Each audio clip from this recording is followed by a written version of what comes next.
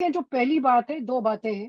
ایک تو جو وہ پہلی بات کہہ رہی ہیں کہ جناب ہمیں مجبور مت کریں، تو بات ہاں یہ ہے جی کہ یہ تو بڑی پرانی ہماری پالیسی ہے، کوئی نئی پالیسی تو ہے نہیں کہ بھئی ہم جو ہے وہ امریکہ کے ساتھ بھی تعلقات رکھنا چاہتے ہیں اور چائنا کے ساتھ.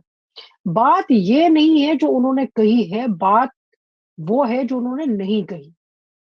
اور وہ بات یہ ہے کہ ہمارے اندر بہت ایک تذبذب کا ایک بے چینی سی ہے اسلام آباد میں. اور وہ یہ بے چینی یہ کر کے ہے کہ ہم بڑی کوشش کر رہے ہیں لیکن آئی ایم ایف سے جو ہے ہماری کوئی سمجھوتا ہو نہیں رہا.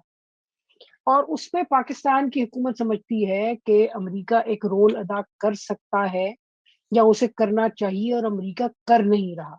اور یہ ہم پہ اچھا، اب اس میں یہ ہے کہ سوچ کی بات ہے. وہ ایک ہے کہ شاید اس لیے یہ کیا جا رہا ہے کہ ہم امریکہ کی طرف نہ جائیں، یا ہم جو پیسے لے رہے ہیں.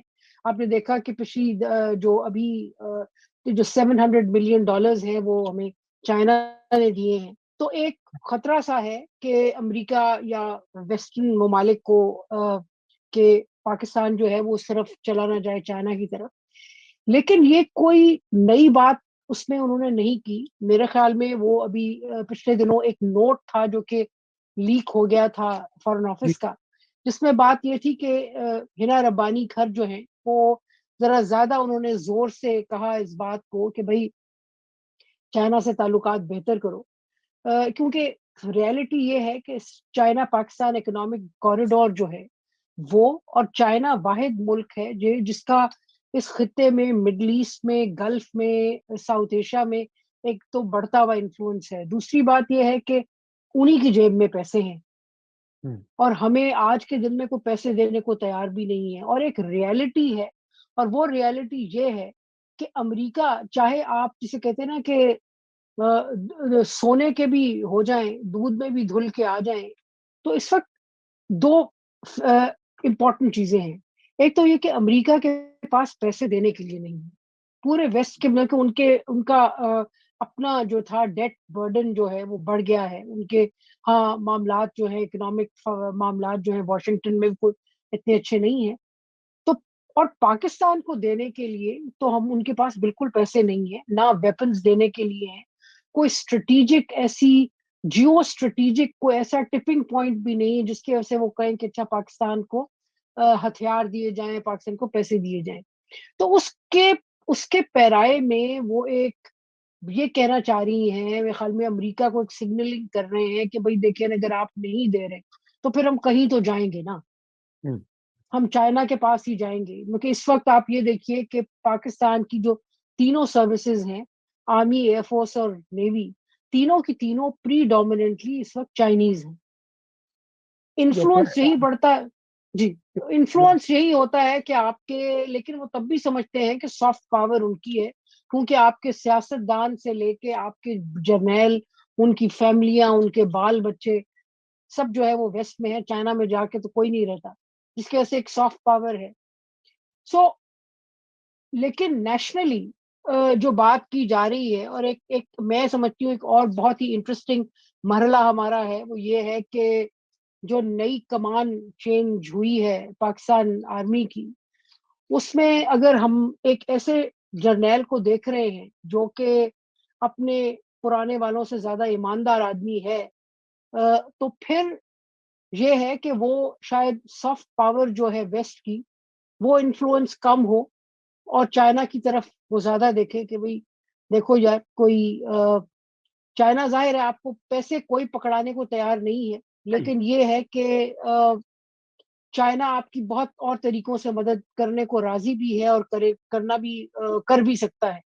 میرے صحیح. خیال میں جو ایک چیز پولیٹیکو کے ان کے جو انٹرویو میں جو انٹرسٹنگ بات ہے وہ یہ ہے، میں سمجھتی ہوں کہ جو امپورٹنٹ چیز ہے جو ہنا ربانی نے، کھر نے یہ کہا ہے کہ بھئی یہ جو یورپین یونین نیول اسٹریٹجی بنا رہا ہے، ہاں جس میں ظاہر ہے وہ چاہیں گے کہ چائنا کو بلاک کریں، چائنا کا رستہ تنگ کریں، اور بلکہ جو نئے قوانین بنے ہیں انڈو پیسفک اسٹریٹجی کا حصہ ہیں، اس میں ہوں، یہ ہے کہ جو فشنگ ہے ایک نیٹ ورک بنا رہا ہے امریکہ کہ بھائی جو ممالک جہاں چائنا آ کے فشنگ کرتا ہے اور اگر غلط وہ فشنگ کرتے ہیں تو اور لوگوں کو شکایت ہو تو وہ اس کو رپورٹ کریں, ان کو پش بیک ہو.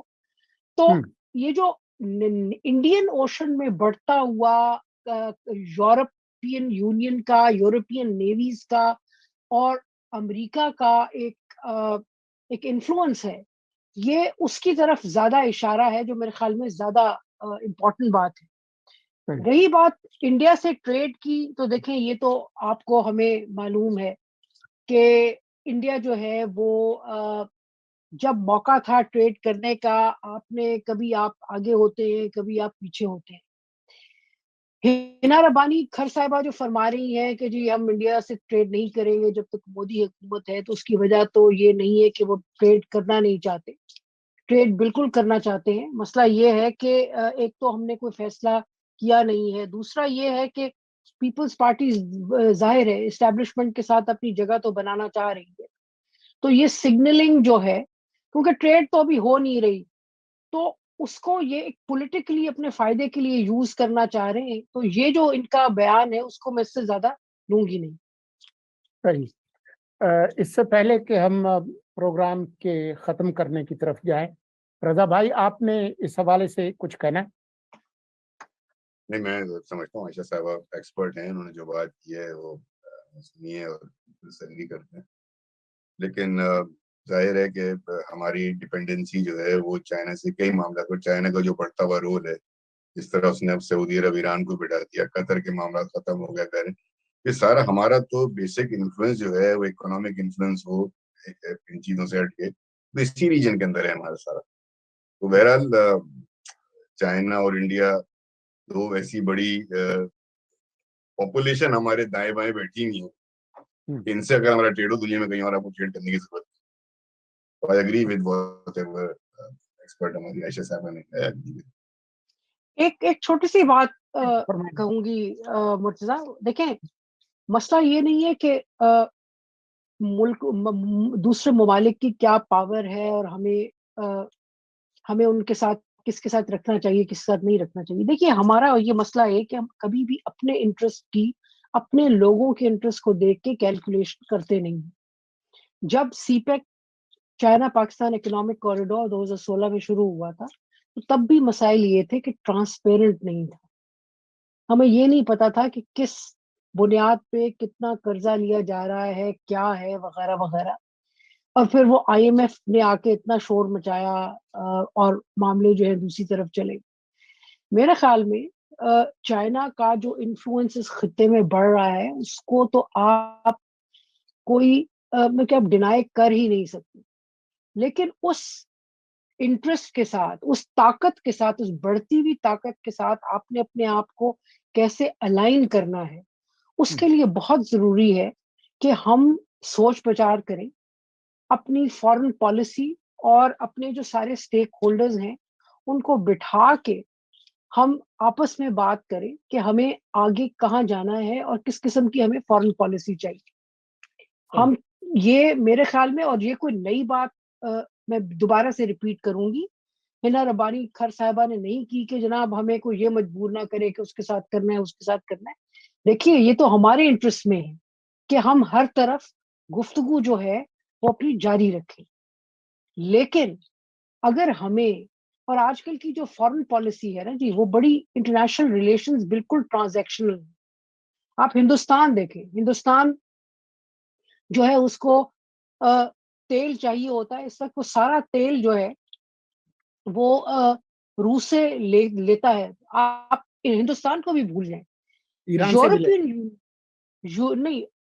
یورپین یونین جو تیل روس سے آتا ہے اور وہ پروسیس ہوتا ہے ہندوستان سے اور پھر وہ یورپین یونین کو بکتا ہے, روسی آئل ہے.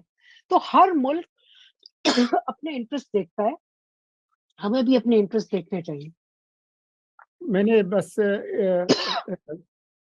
ایک ہی جملہ کہنا ہے, اور وہ یہ ہے کہ یہ جو خواہش ہے کہ کوئی ہمیں مجبور نہ کرے, یہ خواہش اچھی ہے, لیکن یہ جو مجبوری ہے وہ خواہش سے ختم نہیں ہوگی جب تک آپ اپنے آپ کو معاشی طور پر مضبوط نہیں کریں گے اور سیاسی طور پر مستحکم نہیں ہوں گے تو یہ خواہش ہی رہ جائے گی، اور پھر اس سانڈوں کی لڑائی میں پھر آپ جو ہے وہ مارے جائیں گے۔ تو اس کا حل صرف یہ چیخو پکار اور اس خواہش کا اظہار کرنا نہیں ہے، بلکہ اپنے آپ کو معاشی طور پر مضبوط کرنا ہے۔ اس کے نتیجے میں ہی یہ خواہش جو ہے وہ تکمیل کو جا سکتی ہے۔ اجازت دیجیے، خدا حافظ۔ جی آپ کچھ کہنا چاہ رہی ہے، کہہ دیجیے۔ نہیں، صرف ایک سیکنڈ میں کہوں گی جی کہ بات یہ ہے کہ آپ کی بات تھیوریٹکلی تو بہت اچھی ہے، لیکن مسئلہ یہ ہے کہ جو آج کل ہمارے معاشی حالات ہیں اس کی وجہ سے ہماری یہ مجبوری بنتی ہے کہ ہم چائنا کی طرف دیکھیں یا اس ملک کی طرف جو ہمیں پیسے دے رہا ہے۔ ہم اس سانڈوں کی لڑائی میں ایک طرف کھڑے نہیں ہو سکتے۔ بہت بہت شکریہ، اجازت دیجیے، خدا حافظ۔